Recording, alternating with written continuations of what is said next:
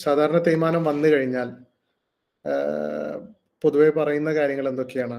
എന്ത് കാരണം കൊണ്ടാണ് തേയ്മാനം വന്നത് എന്നാണ് പറയാറുള്ളത്? വെയിറ്റ് കൂടുതലുള്ളതുകൊണ്ട്. വെയിറ്റ് മുട്ടിന്റെ കൂടുതലുള്ളത് മേലേക്ക് കൊണ്ട്. വെയിറ്റ് കൂടുതൽ. പിന്നെന്തൊക്കെ പറയാറുണ്ട്? കാൽഷ്യത്തിന് എന്തെങ്കിലും കുറവുണ്ട്. പിന്നെ പിന്നെന്തൊക്കെയാണ് പറയാറുള്ളത്? വൈറ്റമിൻ ഡിന്റെ കുറവ്. പിന്നെ ഇങ്ങനെയൊക്കെയാണ്. ഓക്കെ. നമ്മൾ പ്രധാനമായും നമ്മൾ മനസ്സിലാക്കേണ്ട ഒരു കാര്യം,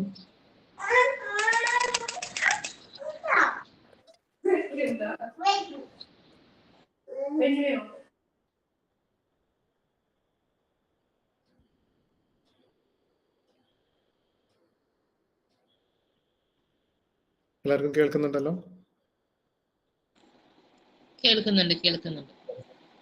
അപ്പോൾ നമ്മൾ പ്രധാനമായും നമ്മൾ മനസ്സിലാക്കേണ്ട കാര്യം, തേയ്മാനം ഈ പറയുന്നത് പോലെ ഫസ്റ്റ് തന്നെ എല്ലും കൂട്ടി യോജിച്ച് തേഞ്ഞു പോകുന്നതല്ല തേയ്മാനം. അങ്ങനെയല്ല തേയ്മാനം നടക്കുന്നത്.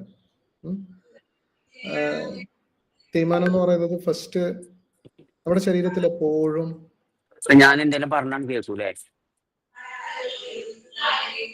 എല്ലാവരും ഒന്ന് മ്യൂട്ട് ചെയ്യാം കേട്ടോ.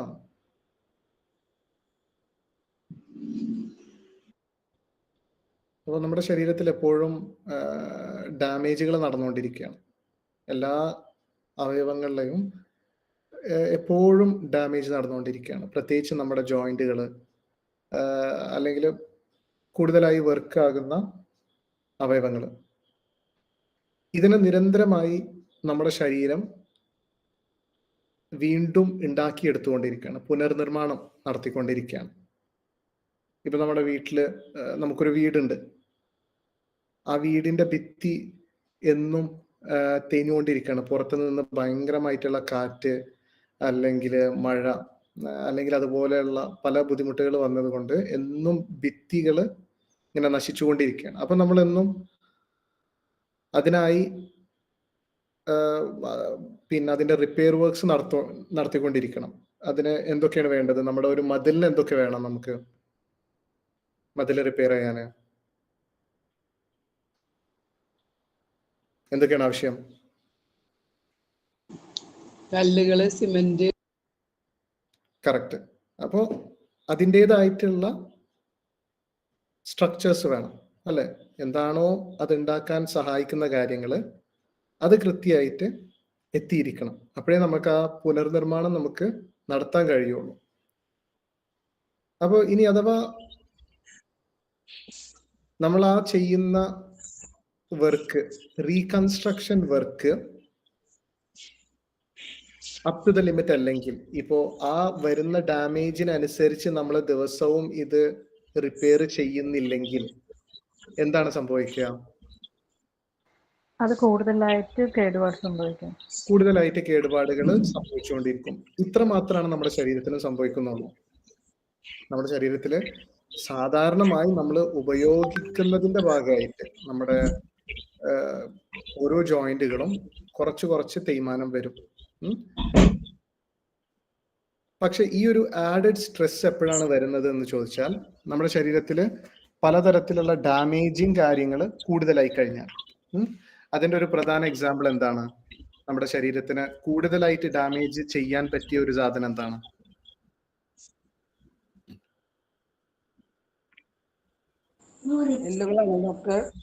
ഏതാണ്? അൺഹെൽത്തി ആയിട്ടുള്ള ഫുഡ്. കറക്റ്റ്. ഇപ്പോ കാലങ്ങളായിട്ടുള്ള ഷുഗർ രോഗികൾ, ഡയബറ്റീസ് ഉള്ള രോഗികൾക്ക് കണ്ണിന്റെ കാഴ്ചക്ക് ബുദ്ധിമുട്ടുകൾ വരാറുള്ളത് കണ്ടിട്ടുണ്ടോ?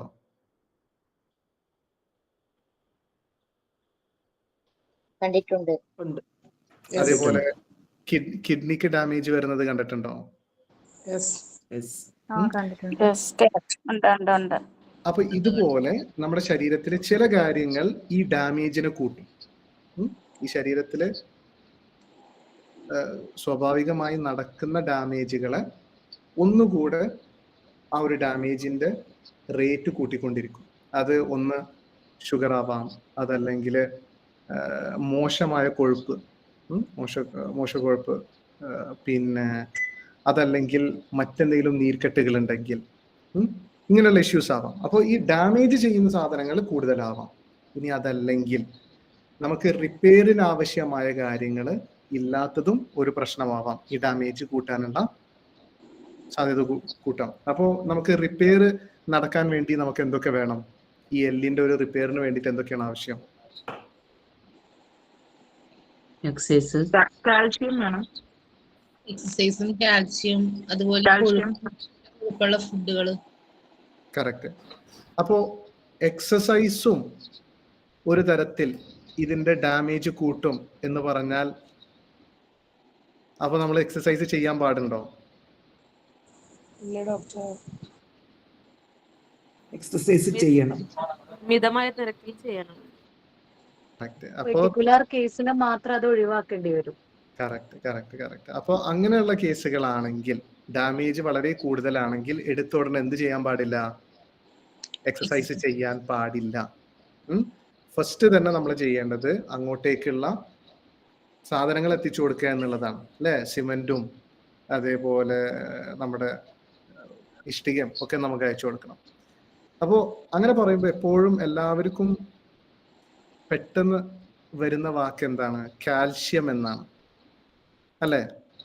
അതെ. കാൽഷ്യം എത്രത്തോളം ആവശ്യമാണ് ഇതിന്? എത്ര ശതമാനം ആവശ്യം ഉണ്ടാവും? 9 വേണം. കാൽഷ്യാണ് എല്ലുകളെ സ്വാധീനിക്കുന്ന മെയിൻ ഘടകം എന്നാണ് നമ്മൾ കുറെ കേട്ടിട്ടുള്ളത്. അപ്പൊ അതുകൊണ്ട് കാൽഷ്യത്തിന് പ്രിഫറൻസ് കൊടുക്കുക. 9% പറഞ്ഞത്? 9% മിനിമം. കാൽഷ്യത്തിന്റെ ലെവല് പറയുന്നത് നോർമൽ 8.5 മുതലാണ്. നമ്മൾ ഈ റിപ്പയറിന് കൊടുക്കുന്ന കാര്യങ്ങളിൽ പല കാര്യങ്ങളുണ്ട്.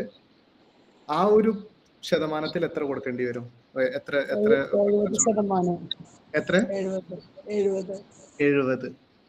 വേറെ ആൻസേഴ്സ് ഉണ്ടോ? 80.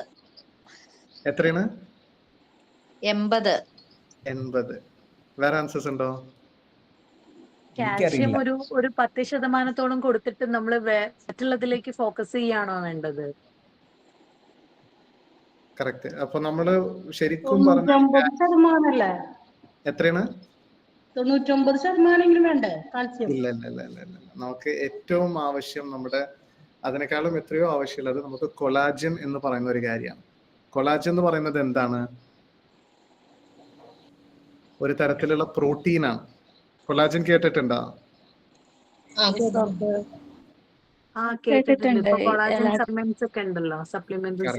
അപ്പൊ നമ്മുടെ എല്ലിന്റെ ശരിക്കുള്ള ഒരു സ്ട്രക്ചർ ഒരു 50% ശരിക്കും പറഞ്ഞാല് കൊളാജനാണ്. വെറും പ്രോട്ടീനാണ്. നമ്മുടെ തോലെടുത്താലും അങ്ങനെ തന്നെയാണ്. നമ്മുടെ തൊലി അല്ലെങ്കിൽ നമ്മുടെ ശരീരത്തിലുള്ള ഓൾമോസ്റ്റ് കംപ്ലീറ്റ് സ്ട്രക്ചർ എടുത്ത് നോക്കുന്ന സമയത്ത് കൊളാജൻ ആണ് അതിന്റെ സ്ട്രക്ചർ മെയിൻറ്റെയിൻ ചെയ്യുന്നതും. അത് എലാസ്റ്റിക് ആവാം, അല്ലെങ്കിൽ ഇതുപോലുള്ള ബോണിന്റെ റിജിഡ് ആയിട്ടുള്ള കട്ടിയായിട്ടുള്ള സ്ട്രക്ചർ ആവാം. എന്തെടുത്താലും ഈ കൊളാജൻ എന്ന് പറയുന്നത് ഭയങ്കര ഇമ്പോർട്ടൻ്റ് ആയിട്ടുള്ള ഒരു കാര്യമാണ്. ഇനി കാൽഷ്യം എന്ന് പറയുന്നത് തന്നെ അത്യാവശ്യമാണെങ്കിൽ കൂടെ മറ്റെല്ലാ മിനറൽസും അത്രയും തന്നെ ഇമ്പോർട്ടൻ്റ് ആണ്. എന്നാൽ കാൽഷ്യം മറ്റെല്ലാ മിനറൽസും എടുത്ത് നോക്കുന്ന സമയത്ത് കാൽഷ്യം കുറച്ചുകൂടെ ഇമ്പോർട്ടൻ്റ് ആണ്. പക്ഷെ ബാക്കിയുള്ളതും വേണം. മെഗ്നീഷ്യം അല്ലെങ്കിൽ മാംഗനീസ്, ഫോസ്ഫറസ് തൊട്ട് കുറച്ച് മിനറൽസും നമുക്ക് കൂടുതലായിട്ട് ആവശ്യമാണ്. പക്ഷെ ഈ കാൽഷ്യം നമ്മുടെ ശരീരത്തില് നമ്മുടെ ഫുഡിൽ നിന്നും കറക്റ്റ് ആയിട്ട് കിട്ടുന്നുണ്ടോ? ഇല്ല ഡോക്ടർ. അതെന്താണ്? കാരണം എന്താണ്? ഫാസ്റ്റ് ഫുഡ് കൂടുതൽ കഴിക്കുന്നുണ്ട്. നമ്മൾ കറക്റ്റ് അറിയില്ല കാൽഷ്യമുള്ള ഫുഡുകൾ ഏതൊക്കെയാണെന്ന്. ഓക്കെ. അപ്പോൾ ഇതിന്റെ ഒരു സത്യാവസ്ഥ എന്ന് പറഞ്ഞാൽ കാൽഷ്യമുള്ള ഫുഡ് അത്യാവശ്യം നമ്മളെല്ലാവർക്കും കിട്ടുന്നുണ്ട്. നമ്മൾ ഓൾമോസ്റ്റ് കാൽഷ്യം നല്ല രീതിയിൽ കിട്ടുന്നുണ്ട്. പക്ഷെ ഈ കാൽഷ്യം കറക്റ്റ് ആയിട്ട് നമ്മുടെ ശരീരത്തിന് ഉപയോഗിക്കാൻ പറ്റുന്നില്ല. എന്തുകൊണ്ടാണ്? ഇപ്പോൾ ഈ ലോകത്ത് ഏറ്റവും കൂടുതൽ ഡെഫിഷ്യൻസി ഉള്ള അല്ലെങ്കിൽ എല്ലാവരുടെ ശരീരത്തിലും നോക്കിക്കഴിഞ്ഞാൽ തീരെ നമ്മൾ കാണാൻ പറ്റാത്ത ഒരു വിറ്റമിൻ, എന്നാൽ വളരെ അത്യാവശ്യമുള്ള ഒരു വിറ്റമിൻ ഏതാണ്? Vitamin D. വൈറ്റമിൻ ഡി ആണ്. അപ്പൊ വൈറ്റമിൻ ഡി എന്ന് പറയുന്നത് വെറും ഒരു വൈറ്റമിൻ അല്ല. ശരിക്കും അത് ഡോക്ടേഴ്സ് ഇപ്പോ സയന്റിസ്റ്റുകൾ തന്നെ അതിനെ ഒരു ഹോർമോൺ ആക്കിയിട്ട് തന്നെ ക്ലാസിഫൈ ചെയ്യുന്നുണ്ട്. എന്ന് വെച്ചാൽ നമുക്ക് സ്ത്രീകളുടെ ഹോർമോൺ ഏതാണ്? ഈസ്ട്രജൻ. പുരുഷന്മാരുടെ ഹോർമോൺ ഏതാണ്? പ്രൊജസ്ട്രോൺ. ടെസ്റ്റോസ്ട്രോൺ. അപ്പൊ ഇതൊക്കെ എത്രത്തോളം ഇമ്പോർട്ടന്റ് ആണെന്ന് നിങ്ങൾക്ക് അറിയില്ലേ, എത്രത്തോളം അത്യാവശ്യമാണ്. അപ്പൊ അതേപോലെ തന്നെ നമ്മുടെ ശരീരത്തിൽ വളരെ അനിവാര്യമായ ഒരു ഘടകമാണ് എന്ത്? വിറ്റമിൻ ഡി എന്നുള്ളത്. വിറ്റമിൻ ഡി ആരും പക്ഷെ എന്ത് ചെയ്യാറില്ല, വലിയൊരു കാര്യമാക്കാറില്ല. വിറ്റമിൻ ഡി ഇപ്പൊ നോക്കിക്കഴിഞ്ഞാൽ മിക്ക പേരിലും അത് 15 താഴെ ഉള്ളൂ. നമുക്ക് ശരിക്കും ഒരു 60 തൊട്ട് 70 എങ്കിലും ഏറ്റവും ചുരുങ്ങിയത് വേണം. പക്ഷെ നോർമൽ റേഞ്ച് കാണിക്കുന്നത് തന്നെ 20 to 30 ആണ്. അതല്ല, നമുക്ക് അതിലും ഡബിൾ അമൗണ്ട് നമ്മുടെ ശരീരത്തിൽ വേണം. അപ്പൊ അതിന്റെ ഒരു പ്രധാന കാര്യമാണ് എന്ത്? ഈ കാൽഷ്യം നമ്മുടെ ശരീരത്തിൽ എത്തിക്കഴിഞ്ഞാൽ അതിനെ എങ്ങോട്ട് കൊണ്ടുപോകുന്നത്?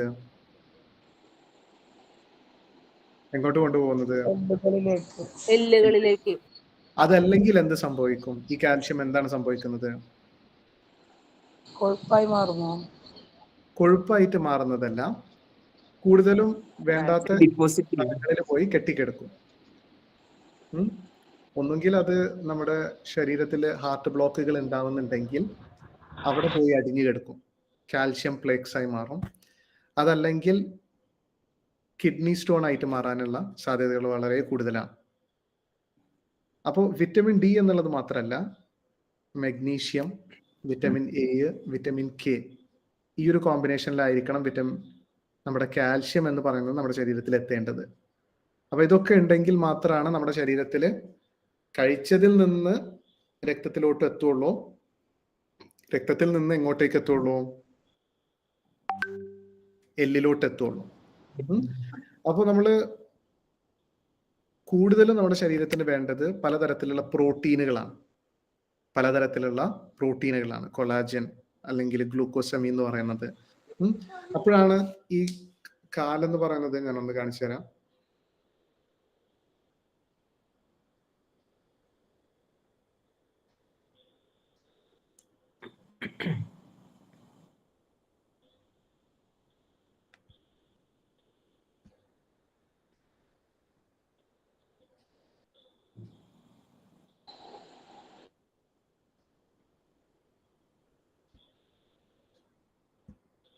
ഓക്കെ. അപ്പോ മറ്റൊരു ചോദ്യം വരാറുണ്ട്, എന്തുകൊണ്ടാണ് ഈ തേയ്മാനം കൂടുതലും വലിയ ജോയിന്റ്സിലാണ് തേയ്മാനം കാണാറുള്ളത്, അല്ലെ? ഏതൊക്കെ ജോയിന്റ്സിലാണ് കാണാറുള്ളത്? കാൽമുട്ടിന് അല്ലെങ്കിൽ ഹിപ്പ് ജോയിന്റിന് ഒക്കെയാണ് കാണാറുള്ളത്. പക്ഷെ ശരിക്കും നമ്മൾ നോക്കിക്കഴിഞ്ഞാൽ ആ പേഷ്യന്റിനോട് തന്നെ ചോദിച്ചു കഴിഞ്ഞാൽ നമുക്കറിയാം, അവർക്കുള്ള ആ ഒരു വേദന കാൽമുട്ടിലും ഹിപ്പ് ജോയിന്റിലും ഒക്കെ വേദന വളരെ അധികമായത് കൊണ്ട് മാത്രമാണ് അവർക്ക് അത് നോട്ടീസ് ചെയ്യുന്നത്, അല്ലെങ്കിൽ മറ്റെല്ലാ ജോയിന്റ്സിലും ഉണ്ട്. അപ്പൊ ഓസ്റ്റിയോആർത്രൈറ്റിസ് എന്ത് കാരണം കൊണ്ട് വന്നതല്ല, വെയിറ്റ് കാരണം കൊണ്ടല്ല ഫസ്റ്റ് വന്നിരിക്കുന്നത്, അധികമായിട്ടുള്ള ഡാമേജ്, അതല്ലെങ്കിൽ കറക്റ്റ് ആയിട്ടുള്ള റിപ്പയർ നടക്കാത്തത് കൊണ്ട്. ഈ 2 കാരണങ്ങളാണ് ഫസ്റ്റ് വരുന്നത്. എന്തൊക്കെയാണ്? അതല്ലെങ്കിൽ കറക്റ്റ് ആയിട്ടുള്ള റിപ്പയറിനുള്ള എന്തെത്തുന്നില്ല, പോഷകങ്ങൾ അങ്ങോട്ട് എത്തുന്നില്ല. ഈ 2 കാര്യങ്ങളാണ് പ്രധാനപ്പെട്ട കാര്യങ്ങൾ. അപ്പൊ ശരിക്കും ഞാന് നിങ്ങൾ അങ്ങനെ ഒരാളെ കണ്ടു കഴിഞ്ഞാൽ വെറുതെ ചോദിച്ചാൽ മതി, നിങ്ങളുടെ വിരലിന്റെ ജോയിന്റ്സിനും വേദന ഉണ്ടോ എന്ന് ചോദിച്ചാൽ മതി. അല്ലെങ്കിൽ ഷോൾഡറിന്റെ ജോയിന്റ്സ് അല്ലെങ്കിൽ മറ്റേതെങ്കിലും ജോയിന്റ്സിൽ വേദന ഉണ്ടോ എന്ന് ചോദിച്ചാൽ അവര് കുറച്ചു നേരം അവരൊന്ന് ശ്രദ്ധിച്ചു നോക്കിയാൽ കാണാൻ പറ്റും ഇങ്ങനെ ഇഷ്യൂസ് ഉണ്ടാകും. പക്ഷെ അങ്ങനെ വന്നതിന് ശേഷം പിന്നെ ഓഫ് കോഴ്സ് വെയിറ്റ് എന്ന് പറയുന്നത് പിന്നെ ഒരു ഘടകമായി മാറുകയാണ്. അപ്പൊ ഫസ്റ്റ് 2 പ്രയോറിറ്റി നമ്മൾ കൊടുക്കേണ്ടത് ഡാമേജ് അധികമാവുന്ന കാര്യങ്ങൾ ശരീരത്തിലോട്ട് എത്തുന്നതും, രണ്ടാമത് അതിനെ റിപ്പയർ ചെയ്യേണ്ട കാര്യങ്ങൾ ശരീരത്തിൽ എത്താത്ത ഒരവസ്ഥ. രണ്ടുമാണ് നമ്മൾ ഫസ്റ്റ് നോക്കേണ്ടത്. അപ്പോ പല പല രോഗങ്ങളുള്ള സമയത്തും ഈ ഡാമേജ് കൂടാം. അലർജി ഉണ്ടെങ്കിൽ, അല്ലെങ്കിൽ ഞാൻ മുന്നേ പറഞ്ഞ പോലെ ഷുഗർ രോഗം ഉണ്ടെങ്കിൽ, പ്രമേഹം ഉണ്ടെങ്കിൽ, അതല്ലെങ്കിൽ കൊളസ്ട്രോൾ കൂടുതലാണെങ്കിൽ, അതല്ലെങ്കിൽ മറ്റ് വാതരോഗങ്ങൾ ഉണ്ടെങ്കിൽ, മറ്റ് ഇൻഫ്ലമേഷൻസ് ഉണ്ടെങ്കിൽ, യൂറിക് ആസിഡിന്റെ ബുദ്ധിമുട്ടുകൾ ഉണ്ടെങ്കിൽ ഒക്കെ ഡാമേജ് കൂട്ടും എന്നുള്ളൂ. ഇതൊരു പ്രധാനപ്പെട്ട ഒരു കാര്യമാണ്. മറ്റൊരു പ്രധാനപ്പെട്ട കാര്യമാണ്, നിങ്ങൾ ഇനി അഥവാ നിങ്ങൾ കറക്റ്റ് ആയിട്ടുള്ള പോഷകങ്ങൾ കഴിക്കുന്നുണ്ടെങ്കിലും, അഥവാ നന്നായിട്ട് പ്രോട്ടീൻസും കാര്യങ്ങളൊക്കെ എടുക്കുന്നുണ്ട് എങ്കിലും നിങ്ങൾക്ക് ദഹനക്കുറവുണ്ടെങ്കിൽ ഈ പറയുന്നതൊന്നും ശരീരത്തിന് എടുക്കാൻ പറ്റുന്നില്ല. ഞാൻ പറയുന്നത് മനസ്സിലാവുന്നുണ്ടോ? ഒരു സംശയം. മനസ്സിലാവുന്നുണ്ട്. ഈ അലർജി എങ്ങനെയാണ് ബാധിക്കുന്നത്? അലർജി എന്ന് പറഞ്ഞാൽ ശരീരത്തില് കൂടുതലും അലർജി എന്ന് പറയുന്നത്, അല്ലെങ്കിൽ പിന്നെ വാതരോഗങ്ങൾ എന്നൊക്കെ പറയുന്നത് നമ്മുടെ ശരീരത്തില് പലതരത്തിലുള്ള ഇൻഫ്ലമേറ്ററി ആയിട്ടുള്ള, അല്ലെങ്കിൽ നമ്മുടെ ശരീരത്തിനെ നശിപ്പിക്കുന്ന നല്ല പവർഫുൾ ആയിട്ടുള്ള പട്ടാളക്കാരാണ്. നമ്മുടെ ശരീരത്തില് രോഗപ്രതിരോധ കോശങ്ങളാണ് ഇതൊക്കെ. നമ്മുടെ ശരീരത്തിനെ സംരക്ഷിക്കേണ്ട കോശങ്ങളാണ്. പക്ഷെ ഇതറിയാതെ നമ്മുടെ ശരീരത്തിൽ തന്നെ വന്നിട്ട് ഡാമേജ് ഉണ്ടാക്കിക്കൊണ്ടിരിക്കുകയാണ്. IgE എന്ന് പറയുന്നത്, അല്ലെങ്കിൽ RA എന്ന് പറയുന്നത്, അല്ലെങ്കിൽ ANA എന്ന് പറയുന്ന ബോഡീസ് ഒക്കെ നമ്മുടെ ശരീരത്തിൽ, അല്ലെങ്കിൽ IgA എന്നൊക്കെ പറയുന്നത്, ഇതൊക്കെ നമ്മുടെ ശരീരത്തിനെ സംരക്ഷിക്കേണ്ട കാര്യങ്ങളാണ്.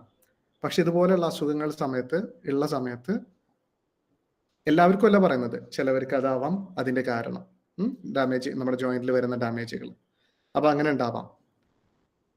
അപ്പൊ പറഞ്ഞു വന്നത്, നമ്മൾ ഇനി അഥവാ ഭക്ഷണങ്ങൾ കഴിക്കുന്നുണ്ടെങ്കിലും അത് ദഹിക്കുന്നില്ലെങ്കിൽ ഇതുപോലെ തേയ്മാനങ്ങൾ വരാം. എനിക്കിപ്പോ ഇടയ്ക്കിടയ്ക്ക് വരുന്ന കേസുകളാണ്. 10, 28 വയസ്സ് അല്ലെങ്കിൽ 30 വയസ്സൊക്കെ ഉണ്ടാവുള്ളൂ. 30 വയസ്സ്, 35 വയസ്സ്, ഈ ഒക്കെ ഒരു വയസ്സില് മെലിഞ്ഞിട്ടായിരിക്കും. പക്ഷെ എന്തുണ്ടാവും? നല്ല തേയ്മാനം ഉണ്ടാവും, ഭയങ്കര തേയ്മാനം. ഇതൊക്കെ 60 വയസ്സ്, 70 വയസ്സിലൊക്കെ വരേണ്ട അസുഖങ്ങളാണ്. അപ്പൊ ഇത്രയും ചെറുപ്പകാലത്ത് വരണം എന്നുണ്ടെങ്കിൽ ഞാൻ ഫസ്റ്റ് ചോദിക്കുക ദഹനം എങ്ങനെയുണ്ട് എന്നുള്ളതാണ്. നിങ്ങൾക്ക് കഴിച്ചാല് വിശക്കുന്നുണ്ടോ, അല്ലെങ്കിൽ കഴിക്കാൻ തോന്നുന്നുണ്ടോ, കഴിച്ചാൽ അഥവാ പിന്നെ വയറിങ്ങനെ വീർത്ത് വരുന്നുണ്ടോ, ശോധനക്കുറവുണ്ടോ, ഇതൊക്കെയാണ് ഞാൻ ഫസ്റ്റ് ചോദിക്കുക. ഇനി അഥവാ 40, 50 വയസ്സുള്ളവരാണെങ്കിലും ഇതൊന്ന് ചോദിച്ചിരിക്കണം. അങ്ങനെ അറിഞ്ഞിട്ട് വേണം. കാരണം ഇനി അഥവാ നമ്മൾ ഇത് റിപ്പയർ ചെയ്യാനാണ് നോക്കുന്നത്. ചിലവർക്ക് എന്തുണ്ടാവും? ഈ പറയുന്ന രോഗങ്ങളും ഉണ്ടാവും, ദഹനക്കുറവും ഉണ്ടാവും, എല്ലാം കൂടെ ചേർന്നിട്ടുള്ള ഒരു ബുദ്ധിമുട്ടായിരിക്കും. അപ്പൊ നമ്മൾ ഓരോന്നും പരിഹരിക്കണം അങ്ങനെയുള്ള ശരീരങ്ങളിൽ. ഡോക്ടറെ, ഈ ടെന്നീസ് എൽബോ ഇത് ഗണത്തിൽപ്പെടുന്ന അസുഖമാണോ? ടെന്നീസ് എൽബോ എന്ന് പറയുന്നത് 2 തരത്തിലുണ്ടാവാം. ഒന്ന് ഈ പറഞ്ഞ പോലെ ഡീജനറേറ്റീവ് ആയിട്ടും ഉണ്ടാവാം, അതല്ലെങ്കിൽ സഡൻ ആയിട്ടുള്ള ഇൻഫ്ലമേഷൻസോ അല്ലെങ്കിൽ ഡാമേജോ കാരണം കൊണ്ടുണ്ടാവാം, അതല്ലെങ്കിൽ റിപ്പീറ്റഡ് ആയിട്ടുള്ള ഫ്രിക്ഷൻ കാരണം കൊണ്ടൊക്കെ ഉണ്ടാവാം. ഡോക്ടർ,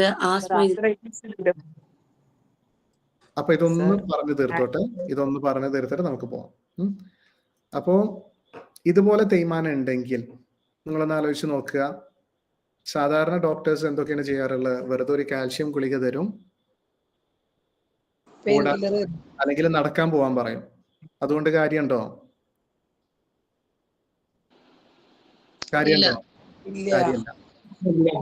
ഒന്നാമത് ഈ കാൽഷ്യം ഗുളിക കഴിച്ചാൽ പലപ്പോഴും അത് അങ്ങോട്ടേക്ക് എത്താറില്ല. കാൽഷ്യം ഗുളിക കഴിക്കുന്നവർക്ക് ഒരു 50% പേർക്ക് അത് കിഡ്നി സ്റ്റോൺ ആയിട്ടാണ് മാറാറുള്ളത്. അപ്പൊ അതിന്റെ അബ്സോർപ്ഷനുള്ള കാര്യങ്ങൾ കൃത്യമായിട്ട് എടുക്കണം. ഇനി അഥവാ കാൽഷ്യം എടുത്തില്ലെങ്കിലും കുഴപ്പമില്ല, വിറ്റമിൻ ഡിയും മറ്റുള്ള വിറ്റമിൻസും കറക്റ്റ് ആക്കി കഴിഞ്ഞാൽ തന്നെ നമ്മൾ കഴിക്കുന്ന ഫുഡിൽ നിന്നുള്ള കാൽഷ്യം തന്നെ മതിയാകും ഇതുപോലുള്ള ഇഷ്യൂസിന്. പിന്നെ നന്നായിട്ട് പ്രോട്ടീൻസ് കഴിക്കണം.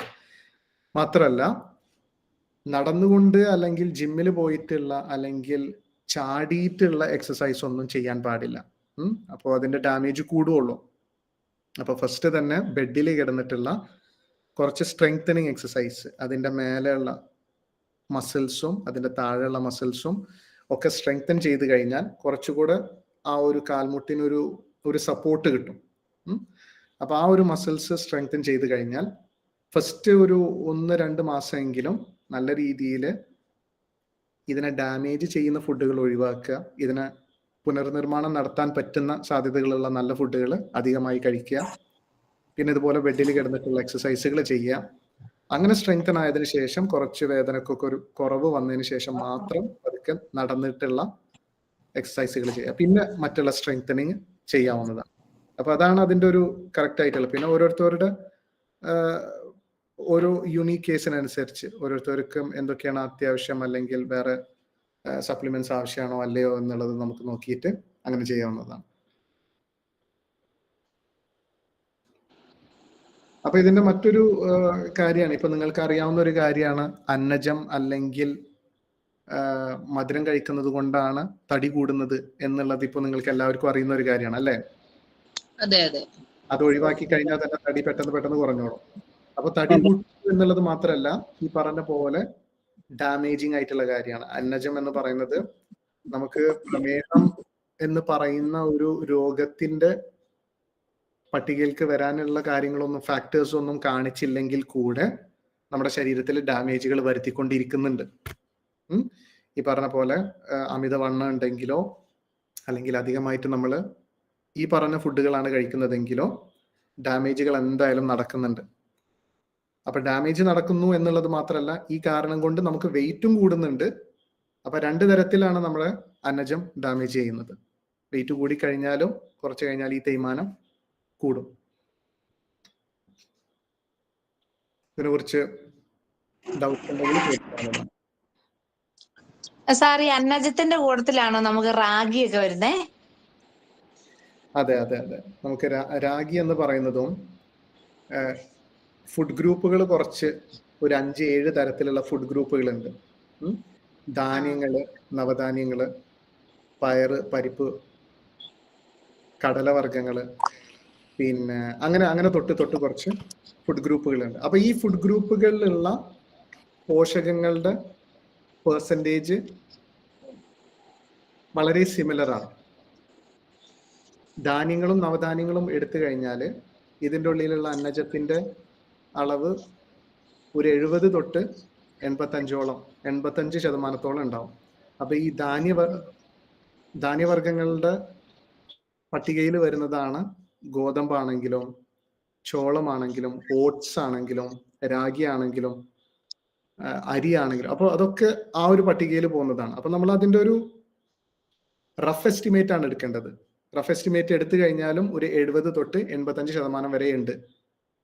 ചോറ് വെച്ച് നോക്കുമ്പോൾ അല്ലെങ്കിൽ അരി വെച്ച് നോക്കുമ്പോൾ കുറച്ച് കുറവാണ്, അല്ലെങ്കിൽ മിനറൽസ് കുറച്ച് കൂടുതലാണ് എന്നുള്ളത് മാത്രമേ ഉള്ളൂ. എന്ന് വെച്ച് അതാണ് ഏറ്റവും നല്ലത് എന്നുള്ളതല്ല. സാർ, ഈ കൊളാജൻ സപ്ലിമെന്റ്സ് ഡോക്ടർ പറയാതെ എടുക്കാവോ? ഓ, എടുക്കാം. പക്ഷെ അങ്ങനെ എടുക്കണം എന്നില്ല. നിങ്ങൾ നന്നായിട്ട് ഇറച്ചിയോ മീനോ അല്ലെങ്കിൽ മുട്ടയോ ഒക്കെ കഴിക്കുന്നവരാണെങ്കിൽ അങ്ങനെ എടുക്കണം എന്നില്ല. അങ്ങനെ നോൺ വെജിറ്റേറിയൻസിന് മാത്രം കൊളാജൻ എടുത്താൽ മതി. ഓക്കെ, ഒരു ഡൗട്ട് കൂടിയുണ്ട്. സാറിന്റെ ഈ ഡയറ്റ് പ്ലാനിൽ ഇപ്പൊ വാട്ടർ മെലൺ അങ്ങനത്തതൊന്നും ഇല്ലല്ലോ, ഫ്രൂട്ട്സ്. അതെന്താ? അതില് ഫുൾ വാട്ടർ കണ്ടന്റ് അല്ലേ? നമ്മൾ ഇപ്പൊ നമ്മൾ ഉദ്ദേശിക്കുന്നത് ശരീരത്തിന് ഏറ്റവും ഗുണം ചെയ്യുന്ന കാര്യങ്ങൾ എത്തിക്കുക എന്നുള്ളതാണ്. ഏറ്റവും ഗുണം ചെയ്യുന്ന എന്നാൽ ഏറ്റവും ദോഷം കുറവുള്ള കാര്യങ്ങൾ എത്തിക്കുക എന്നുള്ളതാണ്. അപ്പൊ അതിന്റെ ഇടയ്ക്ക് കുറച്ച് ഇന്റർമീഡിയറ്റ് ആയിട്ടുള്ള കാര്യങ്ങളുണ്ട്. വലിയ ഗുണമല്ല വലിയ ദോഷവും അല്ലാത്ത കാര്യങ്ങൾ. അത് നമ്മൾ വെറുതെ ശരീരത്തിൽ കയറ്റി വെക്കണം എന്നില്ല. ഇപ്പോൾ സ്പേസ് കളയണം എന്നില്ല, അല്ലെങ്കിൽ കാലറീസ് കളയണം എന്നില്ല. അപ്പൊ അതുകൊണ്ട് ഇപ്പോഴത്തേക്ക് അത് വേണ്ട. ശരീരം ഒന്ന് നോർമലായി വെയിറ്റ് ഒക്കെ കുറഞ്ഞതിന് ശേഷം മെയിൻ്റെനൻസ് ഡയറ്റിൽ വേണമെങ്കിൽ അത് ഇൻക്ലൂഡ് ചെയ്യാവുന്നതാണ്. അതുപോലെ ഒരു സംശയം, നമ്മള് കാർബോഹൈഡ്രേറ്റ് കംപ്ലീറ്റ് കട്ട് ചെയ്തിട്ടല്ലേ, അപ്പൊ അത് കാർബോഹൈഡ്രേറ്റ് കുറച്ചെങ്കിലും നമുക്ക് കിട്ടുന്നത് പിന്നെ ഏതിന്നാ? കേൾക്കുന്നില്ല, ഒന്നുകൂടെ പറയോ? കാർബോഹൈഡ്രേറ്റ്സ് കുറവ് ഇപ്പൊ തീരെ ഇല്ലല്ലോ കഴിക്കണത് ഡയറ്റില്. അപ്പൊ കുറച്ചെങ്കിലും കിട്ടുന്നത് പിന്നെ ഏതിന്നാ? കുറച്ച് കിട്ടണ്ടേ നമുക്കൊരു? പച്ചക്കറികളിൽ ഒരു 30% കാർബോഹൈഡ്രേറ്റ്സ് ഉണ്ട്. അത് നമ്മുടെ ശരീരത്തിന് അത് മതിയാവും. പിന്നെ മാത്രമല്ല, ഇനി അഥവാ കാർബോഹൈഡ്രേറ്റ്സ് അത്ര അത്യാവശ്യമാണെങ്കിൽ നമ്മുടെ ശരീരം നമ്മൾ കഴിക്കുന്ന പ്രോട്ടീൻസിനെ കൺവേർട്ട് ചെയ്തിട്ട് അതിൽ നിന്ന് ഉണ്ടാക്കിക്കോളും. അത് ശരി സാർ. അത് ഈ ബേക്കിംഗ് സോഡ ടെസ്റ്റ് ചെയ്തിട്ടേ 10 മിനിറ്റ് കഴിഞ്ഞിട്ടാണ് എനിക്ക് ഏമ്പക്കം വന്നത്. അപ്പോ എന്നിട്ട് ഞാൻ അപ്പൊ അത് ഡേറ്റ് കഴിയാറായ ബേക്കിംഗ് സോഡ ഇരുന്നു. അപ്പൊ എനിക്കൊരു ഡൗട്ടായിട്ട് ഞാൻ 3 ദിവസം കഴിഞ്ഞിട്ട് വീണ്ടും പുതിയ ബേക്കിംഗ് സോഡ വാങ്ങിയിട്ട് ടെസ്റ്റ് ചെയ്ത്. അപ്പോ 20 മിനിറ്റ് കഴിഞ്ഞിട്ട് ഏമ്പക്കം വന്നില്ല. അപ്പോ സിവിയർ ആയിട്ടുള്ള ദഹനക്കുറവാണ് കേട്ടോ. നല്ല ഉണ്ടോ ദഹനക്കുറവ്? ഉണ്ട് ഉണ്ട് ഉണ്ട്. അതിന് നമ്മൾ ആപ്പിൾ സിഡർ വിനെഗർ എത്ര കഴിക്കണം, എത്ര കാലം കഴിക്കണം? അത് ഇപ്പോ 3 ആഴ്ച കൂടുമ്പോൾ നിങ്ങളൊന്ന് ബേക്കിംഗ് സോഡ ടെസ്റ്റ് ഒന്ന് ചെയ്ത് നോക്കുക. അതുവരെ കാര്യങ്ങളൊക്കെ ഒന്ന് ചെയ്യാം, അവർ പറഞ്ഞ രീതിയിൽ ചെയ്യാം. 3 ആഴ്ച മുടങ്ങാതെ ആപ്പിൾ വിനെഗർ കഴിക്കണം. കഴിക്കണം. എന്നിട്ട് വീണ്ടും ബേക്കിംഗ് സോഡ ടെസ്റ്റ് ചെയ്തിട്ട് ഏമ്പക്കം വരികയാണെങ്കിൽ നിർത്താലേ? കറക്റ്റ്. ഹലോ, അസ്സലാമു അലൈക്കും. പറഞ്ഞോളൂ. ഡോക്ടർ സാറേ, എൻ്റെ പേര് മുഹമ്മദ് അലി. ഞാനിപ്പോ ചേർന്നിട്ട് 3 മാസമായി. അൽഹംദുലില്ലാഹ് ഞാനിപ്പോ ഒരു 6.5 കിലോ കുറഞ്ഞു. Thank you. പിന്നെ യൂറിക് ആസിഡ് ഉണ്ടായിരുന്നു 6.7. ഇപ്പൊ ഒരു മാസം മുന്നേ ചെക്ക് ചെയ്തപ്പോ 5.4 ഉള്ളൂ. ഇപ്പൊ ഞാൻ UAE-ലുള്ളത്. ഇപ്പോ ഒന്ന് ചെക്ക് ചെയ്യാൻ വേണ്ടി പറഞ്ഞു. പക്ഷെ ഇപ്പൊ ഇവിടെ ചെക്ക് ചെയ്യാൻ ഭയങ്കര കോസ്റ്റാ. അപ്പൊ നാട്ടില് 2-ാം തീയതി നാട്ടിൽ പോവാണ്. അപ്പൊ 2-ാം തീയതി കഴിഞ്ഞിട്ട് ചെക്ക് ചെയ്യാന്നാ വിചാരിച്ചത്. ഇനിയിപ്പോ ഡയറ്റ് എടുക്കണോ വേണോ വേണ്ടെന്നത് സംശയം. പിന്നെ അതുപോലെ നമുക്ക് ഗ്യാസിന്റെ പ്രോബ്ലം എന്ന് പറഞ്ഞാല് വയറ് നെഞ്ഞു നീറുക, അതേമാതിരി കുളിച്ച് കയറ്റുക, അങ്ങനത്തെ പ്രശ്നങ്ങളൊന്നും ഇല്ല. പക്ഷെ നമുക്ക് ഈ ജീവായു ഇങ്ങനെ ഇടക്കിടക്ക് നല്ലോണം പോകുന്നുണ്ട്. അത് പിന്നെ ഇടക്കിടക്ക് മോശന് പോകുന്നുണ്ട്. ഒരു ഡെയിലി ഒരു 3 പ്രാവശ്യം 4 പ്രാവശ്യം ഒക്കെ ആയിട്ട് പോകുന്നുണ്ട്. എല്ലാ കാര്യങ്ങളും സാറിന് പറഞ്ഞു തരുമോ? IBS എന്ന് പറയുന്ന ഒരു രോഗം ചെറുതായിട്ട് ഉണ്ടാവാം. അതെന്തായാലും നിങ്ങൾ നാട്ടിൽ വന്നതിന് ശേഷം ഒന്ന് കണക്ട് ചെയ്യേ, ഞാൻ നോക്കിയിട്ട് പറയാം കേട്ടോ. സാറേ, തൊണ്ടയിൽ കുടുങ്ങി കിടക്കുന്ന പോലെ ഫീൽ ആണ് സാറേ. കേൾക്കുന്നില്ല, എന്താണ് പറഞ്ഞത്? ഫുഡ് കഴിച്ചാലേ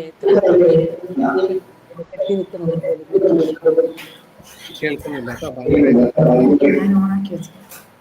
സാറേ, ഈ എരിവുള്ള ഭക്ഷണം കഴിക്കുമ്പോ ഈ നെഞ്ചിന് എന്തുകൊണ്ടാണ്? ഗ്യാസ് ട്രബിൾ ആണോ അത്?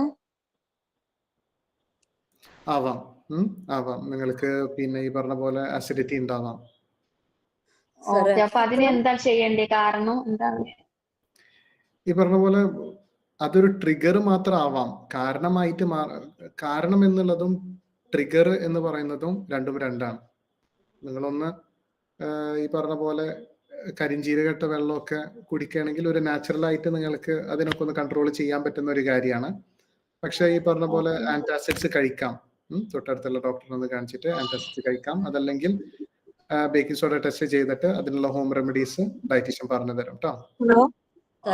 പിന്നെ നമ്മൾ ഈ പ്രോട്ടീൻ എടുക്കുമ്പോ ഒരു 2 kg ഒക്കെ വെയിറ്റ് കുറഞ്ഞിട്ട് പിന്നെ അത് വെയിറ്റ് സ്റ്റെക്ക് ആവുന്നുണ്ട്. ഞാൻ ഇതിന് മുന്നേ അങ്ങനെ ചെയ്ത് നോക്കിയിട്ടുണ്ട്, ഒരു മാസമൊക്കെ.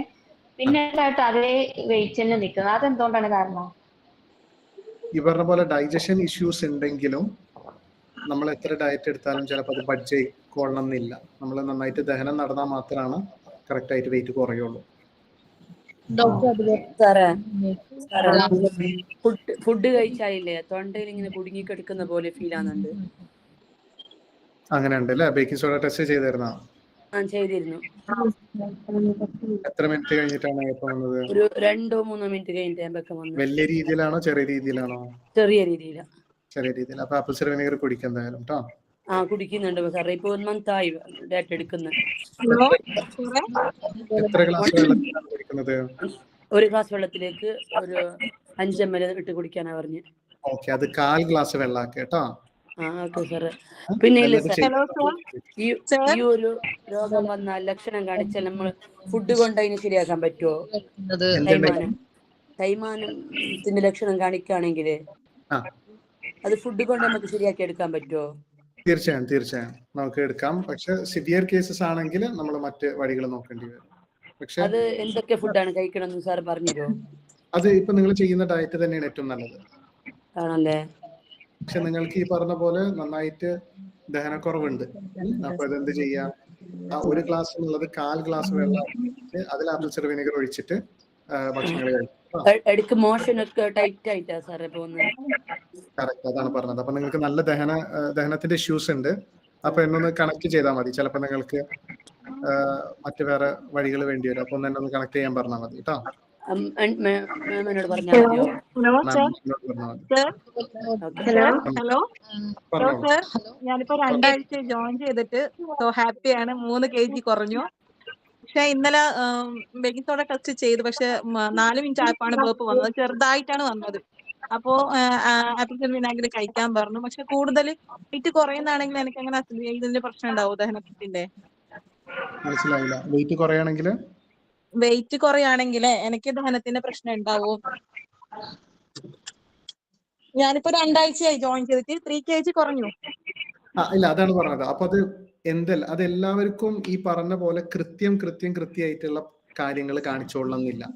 ഇപ്പൊ ദഹനക്കുറവുള്ള ആളുകൾക്ക് തന്നെ മോഷൻ കറക്റ്റ് ആയിരിക്കാം, അല്ലെങ്കിൽ ഗ്യാസിന്റെ ഇഷ്യൂസ് ഉണ്ടാവില്ല. അപ്പൊ അങ്ങനെയുള്ളവരും ഉണ്ട്. പക്ഷെ ഇതുവരെ ഒരു ഇഷ്യൂസ് ഉണ്ടായിട്ടില്ല. പക്ഷെ ഇന്നലെ ബേക്കിംഗ് സോഡ ടെസ്റ്റ് ചെയ്തതിനു ശേഷം എനിക്ക് വയറ്റിൽ ഒരു എന്താ പറയുക, ഒരു എച്ചിലായിരുന്നു. അത് ഇന്നത്തേക്ക് നോർമൽ ആയി. കറക്റ്റ്. അപ്പൊ എന്തായാലും continue ചെയ്തോളൂ. അപ്പൊ കുറെ വരുമോ?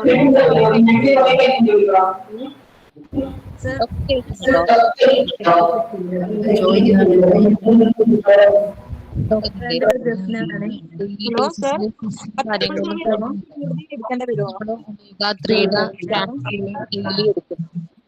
Hello sir. ഹലോ പറഞ്ഞോളൂ. Hello sir. ഹലോ സർ, ഞാൻ 1 വീക്കായി ജോയിൻ ചെയ്തിട്ട് എനിക്ക് 3 കിലോ കുറഞ്ഞിട്ടുണ്ടായിരുന്നു. പക്ഷെ ഇപ്പോ ഇന്ന് നോക്കിയപ്പോ ആ പഴയ വെയിറ്റിന്റെ പോലെ തന്നെ നിൽക്കുവാണ്. കാരണം ഞാൻ മോന്റെ ഒരു ഹോസ്പിറ്റൽ കേസ് ആയിട്ട് ഞാൻ ഹോസ്പിറ്റലിൽ പോയിരുന്നു, ഡേറ്റ് എടുത്തിട്ട് ഒരു 4 ദിവസം കഴിഞ്ഞിട്ട്. അപ്പൊ അവന് ചെക്ക് ചെയ്തപ്പോ, എനിക്ക് ചെക്ക് ചെയ്തപ്പോ വെയിറ്റ് നോക്കിയപ്പോ 3 കിലോ കുറഞ്ഞിട്ടുണ്ടായിരുന്നു. പക്ഷെ ഇന്ന് എന്നോട് മാം പറഞ്ഞിരുന്നു ഒരാഴ്ച കഴിഞ്ഞിട്ട് ചെക്ക് ചെയ്യണമെന്ന്. അപ്പൊ ഇന്ന് ഞാൻ പോയി നോക്കിയപ്പോ 79 പോയിന്റിൽ നിന്നിരുന്നേ ഞാൻ തുടക്കത്തില്. ഇപ്പൊ 80 ആയിട്ടാണ് നിക്കുന്നത്. അപ്പൊ 3 കിലോ കുറഞ്ഞത് വീണ്ടും കൂടിയ പോലെ. അത് ഇനി വെയിറ്റ് മെഷീന്റെ പ്രശ്നമാണോ എന്ന് എനിക്ക് അറിഞ്ഞുകൂടാ.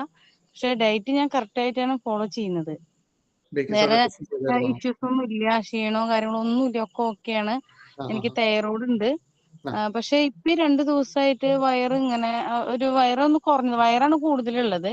വയറ് കുറഞ്ഞ പോലെ ഫീൽ ചെയ്തതായിരുന്നു. പക്ഷെ ഇപ്പൊ 2 ദിവസമായിട്ട് വയറ് ഇങ്ങനെ ഗ്യാസ് നിറഞ്ഞ പോലെ ഒരു ഫീലും ഉണ്ടായിരുന്നു. അപ്പൊ ഉച്ചക്ക് ചക്കയാണ് കഴിച്ചത്. ഡോക്ടർ ഹലോ ഡോക്ടർ, ഞാൻ 5 ദിവസമായി ഡയറ്റ് തുടങ്ങിയിട്ട്. പക്ഷെ ഞാൻ 4 കിലോ ഇപ്പൊ തന്നെ ഓൾറെഡി കുറഞ്ഞു. അത് പെട്ടെന്ന് ഇങ്ങനെ കുറയോ? അതാണ് പറഞ്ഞത്, പെട്ടെന്ന് കുറയുന്നവരും പേടിക്കേണ്ട ആവശ്യമില്ല. ഇപ്പോ പലപ്പോഴും ഒരു മാസം കൊണ്ട് തന്നെ 15 കിലോ അല്ലെങ്കിൽ 16 കിലോ ഒക്കെ കുറയുന്നവരും ഉണ്ട്. അത് കണ്ടിട്ട് പേടിക്കൊന്നും വേണ്ട. നിങ്ങള് ശരീരത്തിന് വേണ്ട എല്ലാ പോഷകങ്ങളും നമ്മൾ ഇതിലൂടെ തരുന്നുണ്ട്. അതുകൊണ്ട് എത്ര കുറഞ്ഞാലും അത് പേടിക്കണ്ട, നിങ്ങൾ ധൈര്യമായിട്ട് ചെയ്തോളൂ. ഞാനിങ്ങനെ ഓട്ടോഇമ്യൂൺ മരുന്ന് കഴിക്കുന്ന ആളാണ്. അപ്പൊ എനിക്ക് ജോയിന്റ് പെയിൻ ഒക്കെ ഉണ്ട്. അപ്പൊ ഈ എക്സസൈസ് അങ്ങനെ ഹാർഡ് ആയിട്ടുള്ളതൊക്കെ ചെയ്യണോണ്ട് ചെയ്യണ്ട എക്സസൈസ് ചെയ്യണ്ട. എനിക്ക് ഇപ്പൊ 2 ദിവസമായിട്ടാണ് ഡയറ്റിംഗ് സ്റ്റാർട്ട് ചെയ്തത്. അപ്പം ചെറിയൊരു ഗ്യാസ്ട്രൈറ്റിസിന്റെ ഇഷ്യൂ വരുന്ന പോലെ, ഈ കടല വർഗ്ഗങ്ങളൊക്കെ കഴിക്കുമ്പോൾ, പയറുവർഗ്ഗങ്ങൾ അധികമായിട്ട് കഴിക്കുമ്പോൾ. അപ്പൊ അതിന് ബാലൻസ് ചെയ്യാൻ വേണ്ടിയിട്ട് എന്താണ് കഴിക്കേണ്ടത്? അപ്പൊ കടലയും പരിപ്പ് പയറുവർഗ്ഗങ്ങൾ എന്ന് പറയുന്നത് വേറെ തന്നെ കാറ്റഗറിയാണ്. നമുക്ക് പൾസസ്, ലെഗ്യൂംസ്, ലെന്റിൽസ് എന്നൊക്കെ പറയുന്ന ഒരു കാറ്റഗറിയാണ്. അപ്പൊ അതല്ലാതെ വെജിറ്റബിൾ കാറ്റഗറിയിൽ പെടുന്ന, പച്ചക്കറികളിൽ പെടുന്ന കാര്യങ്ങൾ കൂടുതലായിട്ട് കഴിക്കുക അതിന് പകരമായിട്ട്. ഡോക്ടർ അതുപോലെ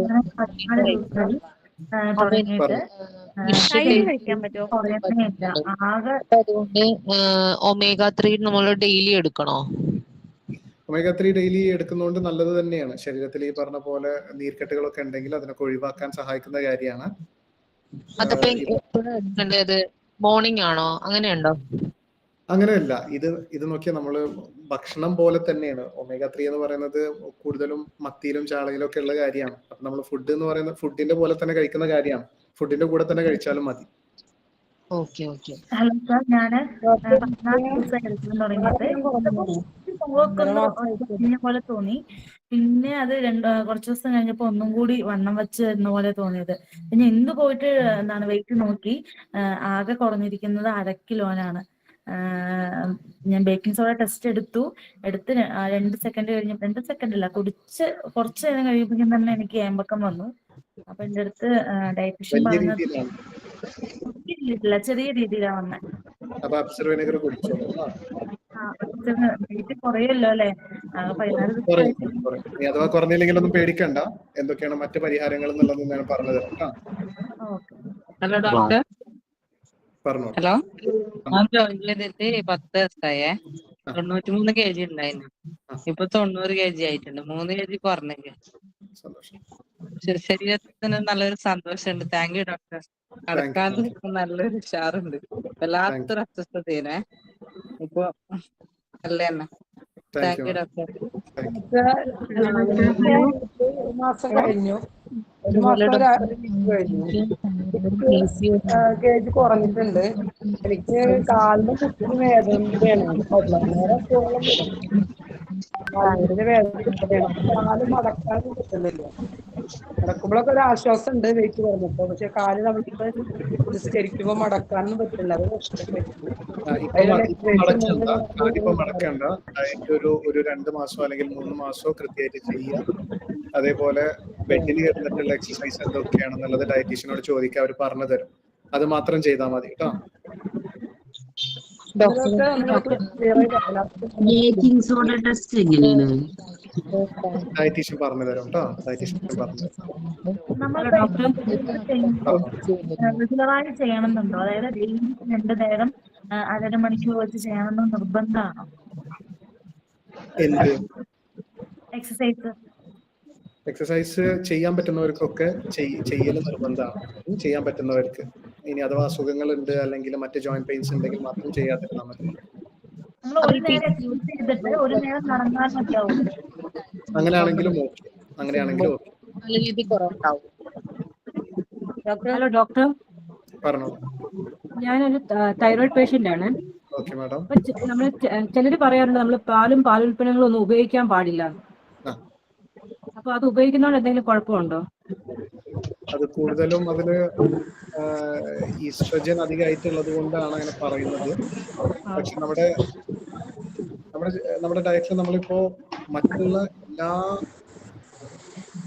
ഇൻഫ്ലമേറ്ററി ആയിട്ടുള്ള കാര്യങ്ങളോ ശരീരത്തിന് ഡാമേജ് ചെയ്യുന്ന കാര്യങ്ങളോ നമ്മൾ ഒരു 90% നമ്മൾ ഒഴിവാക്കിയിട്ടുണ്ട്. അപ്പൊ അങ്ങനെയുള്ള സാഹചര്യത്തില് പാലുൽപ്പന്നങ്ങൾ കഴിക്കുന്നതുകൊണ്ട് കുഴപ്പമില്ല. ഡയറക്റ്റ് ആയിട്ട് പാലല്ല, തൈരോ പാല് കഴിക്കുന്നത് കൊണ്ടോ? പാല് നിങ്ങൾക്ക് തൊട്ടടുത്ത് നിന്നുള്ള വീട്ടിൽ നിന്നോ അല്ലെങ്കിൽ നിങ്ങളുടെ വീട്ടിൽ നിന്നോ ഉള്ള ഓർഗാനിക് ആയിട്ടുള്ള പാലാണെങ്കിൽ ധൈര്യമായിട്ട് കുടിക്കാം. പാക്കറ്റ് പാല് വേണ്ട എന്നുള്ളതാണ്. ഓക്കെ. അതുപോലെ ഡോക്ടറുടെ ഒരു വീഡിയോയിൽ ഞാൻ കണ്ടിരുന്നു തൈറോയ്ഡ് ഉള്ളവർ സ്വീറ്റ് പൊട്ടറ്റോ ഒഴിവാക്കണമെന്ന്. ചെയ്യാത്തവർക്കുള്ളൊരു എന്താ ഡോക്ടർ? Okay okay. കഴിക്കുന്നതിന് കുഴപ്പമുണ്ടോ? ഹലോ, ഡയറ്റ് ചെയ്യുന്നതാണ്. തൈറോയ്ഡ് ഉണ്ട്. ഈ സ്വീറ്റ് പൊട്ടറ്റോ കഴിക്കുന്നതിന് ഇല്ല, സ്വീറ്റ് പൊട്ടറ്റോ കഴിക്കുന്നതുകൊണ്ട് കുഴപ്പമില്ല. അതേപോലെ തൈറോയിഡ് പേഷ്യന്റ് ബ്രോക്കോളിയും കോളിഫ്ലവറും കഴിക്കുന്നുണ്ട് കുഴപ്പമുണ്ടോ? ഇല്ല, കുഴപ്പമില്ല. നല്ലതാണ്. ഡോക്ടർ പറഞ്ഞിട്ടുണ്ടായിരുന്നു കഴിക്കരുതെന്ന്. ഹലോ സാർ, ഒരു ഡൗട്ട്. നമ്മൾ ഷുഗർ ഉള്ള പേഷ്യന്റിന് കണ്ണിലേക്ക് നമ്മൾ ലേസർ അടിക്കുക അങ്ങനെ പ്രശ്നം വരുമല്ലോ? ഹലോ, മനസ്സിലായില്ല. എങ്ങനെയാണ്? നമ്മൾ ഒരു ഷുഗർ പേഷ്യന്റിന് ഇപ്പോൾ താരതമ്യേന അവർക്ക് കുറയുമ്പോൾ കാഴ്ചക്ക് പ്രശ്നം വരുമ്പോൾ അവർ കണ്ണിൽ ലേസർ അടിക്കാൻ പോയെന്ന് വെച്ചോളൂ. അപ്പോൾ നമ്മൾ ഈ കണ്ണിലേക്ക് ചെയ്യുന്നത് കിഡ്നിയെ എഫക്ട് ചെയ്യില്ലേ? കണ്ണിലോട്ട് ചെയ്യുന്നത് കിഡ്നി എഫക്ട് ചെയ്യുമെന്നാണ് ചോദിച്ചത്? അതെ. ഇല്ല, അങ്ങനെയല്ല. ഷുഗറിൻ്റെതായിട്ട് തന്നെയുള്ള ഡാമേജുകൾ തീർച്ചയായും ഉണ്ടാവും. പക്ഷെ ഇങ്ങനെ കണ്ണിന് ചെയ്യുന്നത് കൊണ്ട് കിഡ്നിക്ക് ഡാമേജ് ഉണ്ടാവും എന്നുള്ളത് കറക്റ്റ് അല്ല.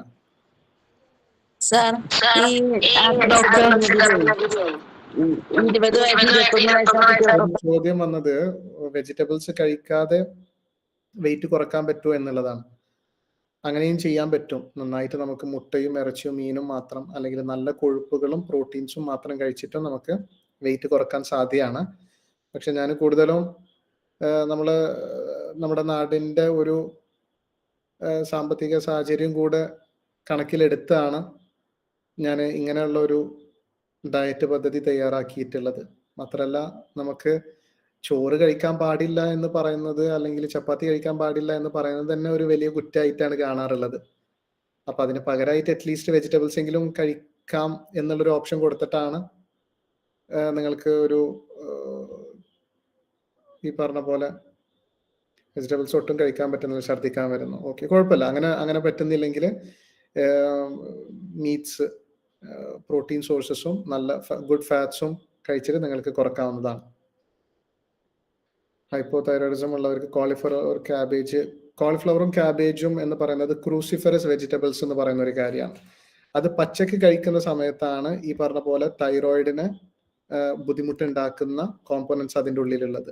പക്ഷെ അത് പാചകം ചെയ്യുന്ന സമയത്ത് കോളിഫ്ലവറോ അല്ലെങ്കിൽ ക്യാബേജോ ബ്രോക്കലിയോ ഒക്കെ പാചകം ചെയ്ത് കഴിക്കുന്ന സമയത്ത് നമ്മുടെ ശരീരത്തിൽ എക്സ്ട്രാ ആയി കെട്ടിക്കിടക്കുന്ന ഈസ്ട്രജനെ ഒഴിവാക്കും. അപ്പൊ ആ രീതിയിൽ നോക്കുകയാണെങ്കിൽ തൈറോയിഡിന് നല്ലതാണ്. അപ്പൊ തൈറോയിഡ് ഇഷ്യൂസ് ഉള്ളവർ അങ്ങനെ അത് പാചകം ചെയ്ത് കഴിക്കുന്നതാണെങ്കിൽ അത് നല്ലതാണ്. ഈ ഡയറ്റിൽ നിങ്ങൾ ചെയ്യുന്നുണ്ടെങ്കിൽ കഴിക്കാം. അതേപോലെ സ്വീറ്റ് പൊട്ടാറ്റോ എന്നുള്ളത് അങ്ങനെ ഒരു ഈ പറഞ്ഞ പോലെ തന്നെയാണ്. ഡയറ്റ് ഒന്നും എടുക്കാതെ ഉള്ളവർക്കുള്ള ഒരു ലൈഫ് സ്റ്റൈലിലുള്ള ഒരു ചെറിയ മാറ്റമാണ്. വലിയൊരു ഇമ്പാക്റ്റ് ഉണ്ടാക്കില്ലെങ്കിലും അതൊരു ചെറിയൊരു ടിപ്പ് മാത്രമാണ്. പക്ഷെ നിങ്ങൾക്ക് അത് ബാധകമല്ല. നിങ്ങൾ വലിയ രീതിയിലാണ് നിങ്ങളുടെ ഭക്ഷണ രീതിയിൽ മാറ്റങ്ങൾ വരുത്തിയിട്ടുള്ളത്. അതുകൊണ്ട് നിങ്ങൾക്കത് ബാധകമല്ല, നിങ്ങൾക്ക് കഴിക്കാം.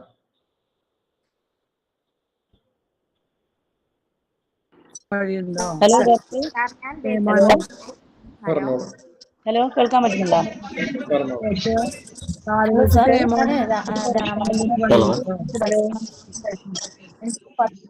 ഹലോ, അത് നമ്മൾ ഡയറ്റിൽ അങ്ങനെ ചെയ്യാൻ പറ്റുമോ? തീരെ കേൾക്കുന്നില്ല കേട്ടോ. 7 മണിക്ക് ബീഫ് കുറച്ച് കഴിക്കുന്നതുകൊണ്ട് കുഴപ്പമുണ്ടോ? ഇല്ല. നിങ്ങൾക്ക് ദഹനക്കുഴപ്പങ്ങളൊന്നും ഇല്ലെങ്കിൽ രാത്രിയും ഇറച്ചിയും മീനും കഴിക്കുന്നത് കൊണ്ട് കുഴപ്പമില്ല. വെയിറ്റ് കുറഞ്ഞില്ല, പക്ഷെ ഡ്രസ്സ് ലൂസ് ആയിട്ടുണ്ട്. അപ്പോ വെയിറ്റ് കുറഞ്ഞിട്ടില്ല, ഡ്രസ്സ് ലൂസ് ആയിട്ടുണ്ടെങ്കിൽ നല്ല കാര്യമാണ്, കുഴപ്പമില്ല. പിന്നെ നമ്മൾ എയിം ചെയ്യുന്നത് വെയിറ്റ് ലോസിനല്ല, ഫാറ്റ് ലോസിനാണ്. പലപ്പോഴും വെയിറ്റ് കുറഞ്ഞോളണം എന്നില്ല. നിങ്ങൾ വെയിറ്റ് കുറയുന്നതിനനുസരിച്ച് നിങ്ങൾക്ക് മസിൽ ബൾക്ക് കൂടുന്നുണ്ടെങ്കിൽ ഫാറ്റ് ലോസ് ഉണ്ടാകും, പക്ഷെ വെയിറ്റ് ലോസ് ഉണ്ടാവില്ല. അപ്പൊ അതിനെ കുറിച്ച് പേടിക്കേണ്ട. അത് നല്ല ഹെൽത്തിയാണ്. ഹലോ, പറഞ്ഞോളൂ. ഹലോ,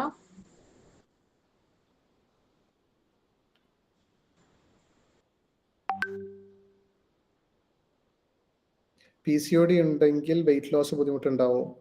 PCOD ഉണ്ടെങ്കിൽ എല്ലാവർക്കും അല്ല, PCOD ഉണ്ടായിട്ടും നല്ല രീതിയിൽ വെയിറ്റ് കുറയുന്നവരെ ഞാൻ കാണാറുണ്ട്. ചിലവർക്ക് മാത്രം ഹോർമോണൽ ഇംബാലൻസസ് വളരെ അധികമാണ്, അല്ലെങ്കിൽ മറ്റ് ബുദ്ധിമുട്ടുകളും ചേർന്നിട്ടുള്ളതാണെങ്കിൽ ടൈം എടുക്കും, പക്ഷെ എന്തായാലും വെയിറ്റ് ലോസ് നടത്താം. അതിനെക്കുറിച്ച് പേടിക്കേണ്ട ആവശ്യമില്ല. അത് നിങ്ങളുടെ ശരീരത്തിൽ എന്താണോ ഇഷ്യൂ എന്നുള്ളത് കണ്ടുപിടിച്ച് കഴിഞ്ഞാൽ മാറ്റിയെടുക്കാവുന്നതാണ്. മെന്റൽ ഹെൽത്തിനെ കുറിച്ച് ക്ലാസ് എടുക്കാമോ? തീർച്ചയായും. മെന്റൽ ഹെൽത്തിന് വേണ്ടിയിട്ട് എൻ്റെ ടീമിലുള്ള സൈക്കോളജിസ്റ്റുകൾ വെച്ചിട്ട് ഞാൻ ഒരു അടുത്ത ഒരു 2-3 ദിവസത്തിൽ തന്നെ ക്ലാസ് അറേഞ്ച് ചെയ്യുന്നുണ്ട്. നിങ്ങൾക്കൊക്കെ അതിൽ ജോയിൻ ചെയ്യാവുന്നതാണ്. മെന്റൽ ഹെൽത്തും തീർച്ചയായും എല്ലാവർക്കും ആവശ്യമുള്ള ഒരു കാര്യം തന്നെയാണ്. ഈ പറഞ്ഞ പോലെ സ്ട്രെസ് കൂടുതലാണെങ്കിലും വെയിറ്റ് കുറഞ്ഞോളണം എന്നില്ല. അപ്പൊ അതിനുള്ള ഒരു ക്ലാസ് ഞാൻ അറേഞ്ച് ചെയ്യുന്നുണ്ട്. എല്ലാവരും അത് ചേർന്ന് സഹകരിക്കണം. അപ്പോൾ താങ്ക് യു എവ്രി വൺ.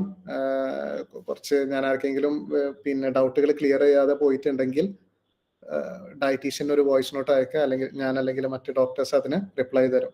അപ്പൊ ഇത്രയും നേരം ചെലവഴിച്ചതിനും നല്ല നല്ല ചോദ്യങ്ങൾ ചോദിച്ചതിനും നിങ്ങളുടെ ശരീരത്തിനെ കുറിച്ചും ആരോഗ്യത്തിന് വേണ്ടിയും ഇത്ര ഇൻട്രസ്റ്റ് കാണിക്കുന്നതിനും വളരെ സന്തോഷമുണ്ട്. അപ്പൊ എല്ലാവരും ഇനിയും നല്ല ആരോഗ്യം വരണമെന്ന് പ്രാർത്ഥിക്കുന്നു. നല്ല രീതിയിൽ ആരോഗ്യം, വെയിറ്റ് ലോസ് ഒക്കെ ഉണ്ടാവട്ടെ. Good night. Take care everyone. Thank you sir. Thank you doctor. Good night. Thank you sir. Thank you sir. Thank you പറഞ്ഞത്. Thank you sir.